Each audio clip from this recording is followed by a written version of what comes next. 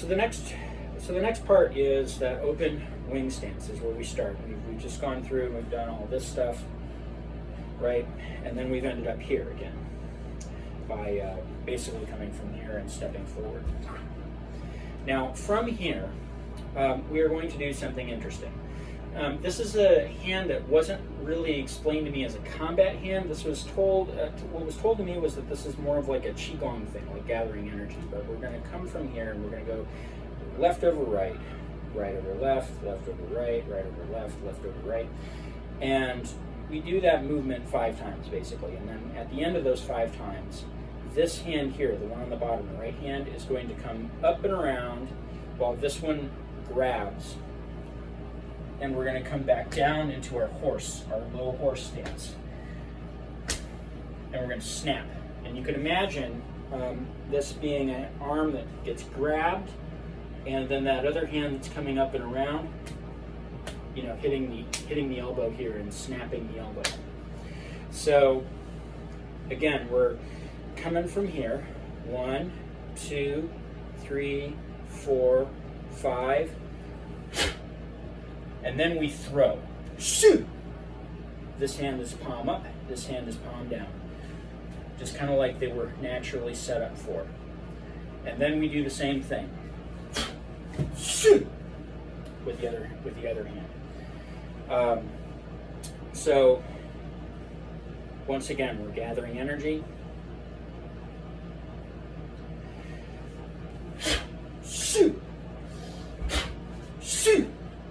And then there's our, basically that's our next section. Now as far as like what all that is, I think that this arm breaking thing is pretty obvious. The throwing thing also fairly obvious. Like if you've got control of somebody's arm, being able to kind of manipulate somebody and throw them with it is a very, you know, useful skill to have. It's very unpleasant to be manhandled that way, just speaking from experience. The one that's not obvious to me is this. And this is the one that was explained to me as like the qigong gathering energy thing. I don't know what the combat application of this is. I've been thinking about it for a long time. Because down here, this doesn't seem like it could do anything. Maybe you could create space if somebody was trying to cinch on you, but I don't really see a whole lot else you could do with it. And I feel like there's probably better ways that you could like make that space, right?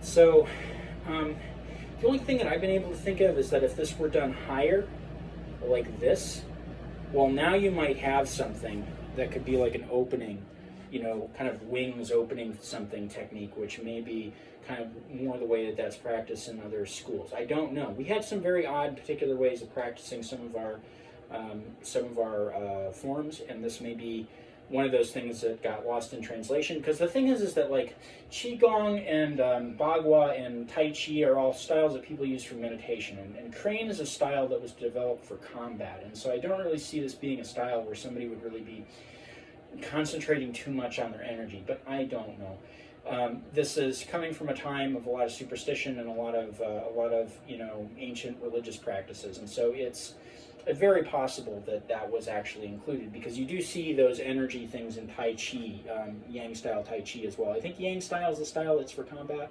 but you'll see like the 2 fingers come out, and you know that's supposed to be directing Qi energy. And so who knows? It may be exactly, you know, that Qigong thing of gathering energy. But the next part, you know, again is that shoot with that vocalization. Shoot. And, you know, that's kind of what we're doing. We're breaking the arm, taking control of the arm, and then throwing them.